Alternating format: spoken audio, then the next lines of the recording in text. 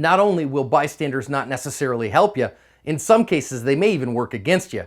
Hi everyone, this is John with today's active self-protection lesson.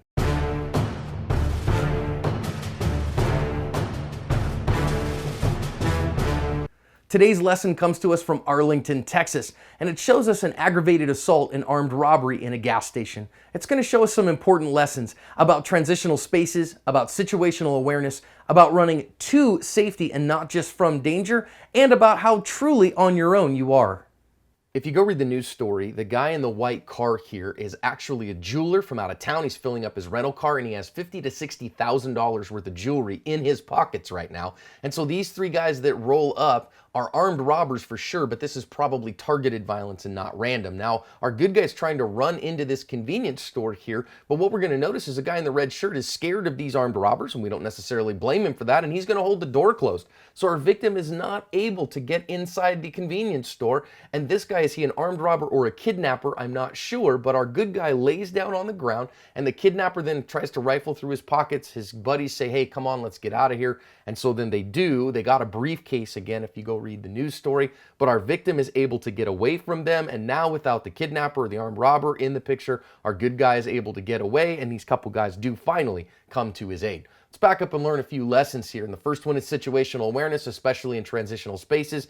These guys pile out, and we know why our victim here is very aware, because he has an awful lot of valuables on him. You're valuable, your person is valuable, so you got to stay aware. I also noticed that he had closed his driver's side door. A lot of people leave their driver's door open, and that would have boxed him in, and he didn't.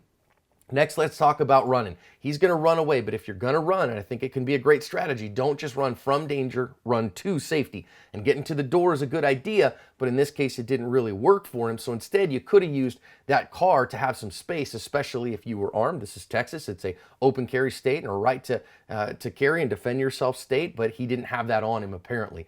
Next, I want to talk about the bystander effect here, and we can, really get mad at this guy in the striped shirt, but he's trying to protect himself. He doesn't want this guy to come in. However, he's using this door like it's a bulletproof shield. If that armed robber kidnapper wanted him dead, he could have shot him dead quite easily. So having a little bit better means of protection is a good idea.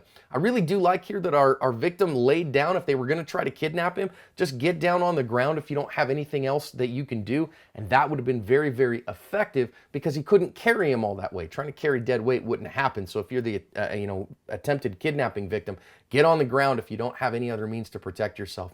Now, finally, this guy lets him in, and I did want to see one other thing. The guy in the solid colored shirt comes in here, and do you notice he has what looks to me like an asp baton, a collapsible baton that he's got? And that's all well and good, but in the moment, you got a collapsible baton against a firearm wielding attacker. Not my first choice, and also very late to the fight. Instead, have the tools on your person. Be ready to protect yourself. Recognize that the bystanders are not going to come to your defense. You got to cover your own asp.